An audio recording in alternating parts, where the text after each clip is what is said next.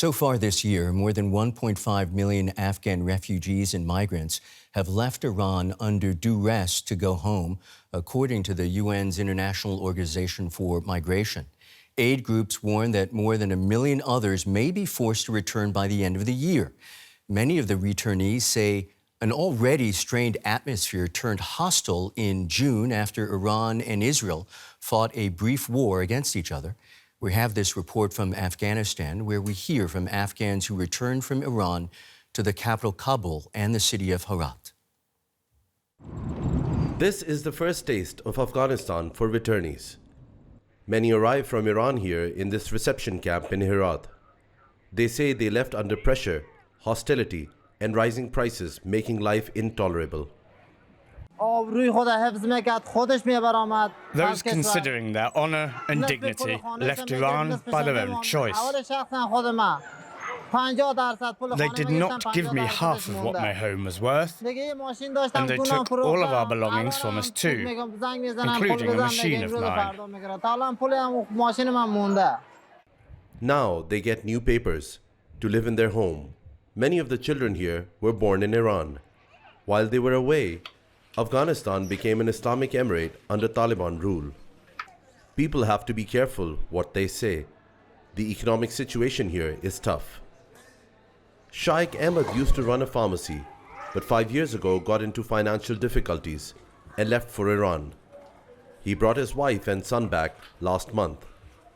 They're staying in his uncle's house for now. The situation for Afghans in Iran, he says, suddenly got much worse after Israel's attack in June. Iranian security forces were always accusing Afghan refugees of spying for Israel. They were jailing and deporting them.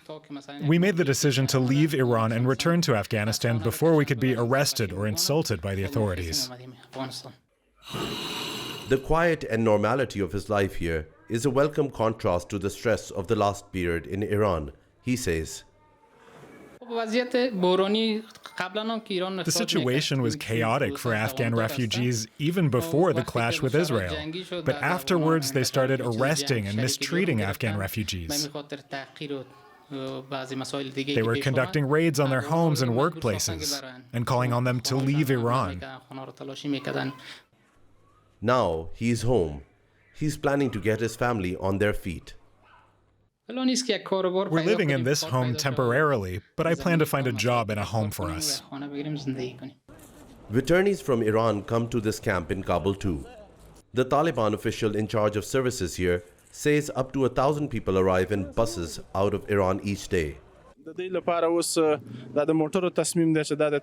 can see that we've provided transportation and food items and tents in the camp for all the refugees arriving from Iran.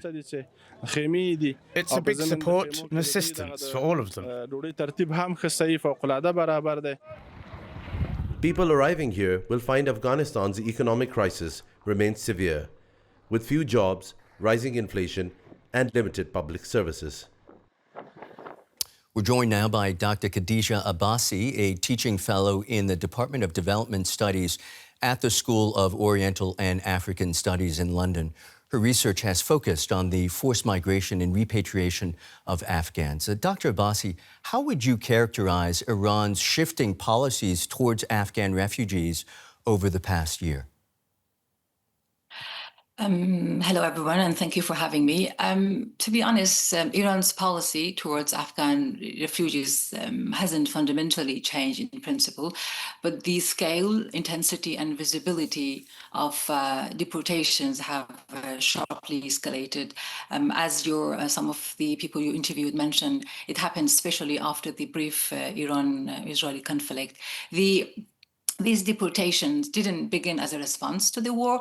They were already happening. What is shifted is how aggressively they're now being carried out. I think that's the point we should bear in mind.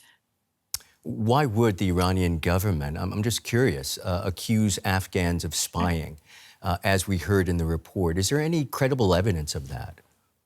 I think what we should bear in mind is that what has happened often recently is authorities have increasingly blurred the line between legal and undocumented Afghans, detaining even those with valid, as some of people you mentioned, with passports and valid visas. In many cases, documents are thrown up right in front of them, showing how fragile and arbitrarily revocable legal status has become in Iran. Alongside this, the government has pushed baseless national security narratives, like accusing them of spying for Israel to justify mass expulsion.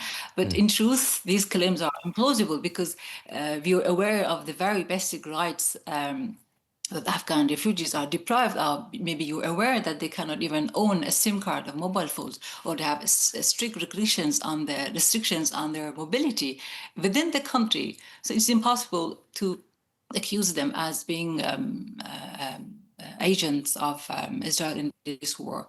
So I think they are scapegoating, basically. They are trying to scapegoat Afghans and distract the national populations of the real problems that they have to deal with. How prepared is the Taliban government economically and administratively to reintegrate such large numbers of people?